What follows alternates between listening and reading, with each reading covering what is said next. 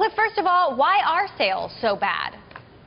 Well, they have two problems with the Wii U. One, they haven't explained to many consumers what the difference is from the original Wii.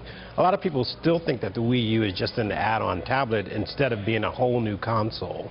And then the second problem that they have is that the big games that they create for their own console, they have not created. They're just late on a lot of their big games.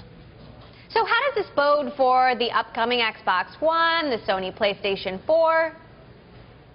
Those are in a different category altogether. I mean, there's a lot of built-up excitement. We're seeing already pre-orders are out there. I mean, they're just skyrocketing for both consoles. People have been waiting for new consoles for a long time. They've been waiting for the new features, for better graphics, for different types of gameplay. And these new consoles, the two, Sony and Microsoft, have done a really good job of promoting them so far.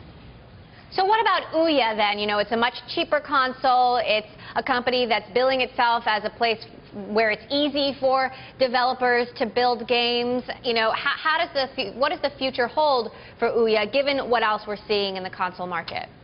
Well, there was a lot of built-up demand, as you've reported before. It's been one of the most funded projects on Kickstarter, and it is really doing well so far. They've sold out their early orders too. The problem with Ouya right now is we still want to see whether it has legs, whether people are going to buy this console because of the games that are out there. A lot of them are sort of retro-style games that you can find in other places on Android devices.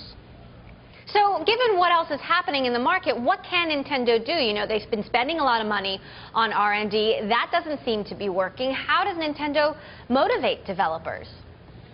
Well, they say it's a chicken and egg thing, that once their games come out, people will buy the console, people will buy the games, and then other developers like Electronic Arts and Activision will see that sales are picking up and that then they will start developing for that console. The problem, as we've said before, is that they have more competition on the home console side than they have on their handheld side, which is what they've been saying is the template for what will happen.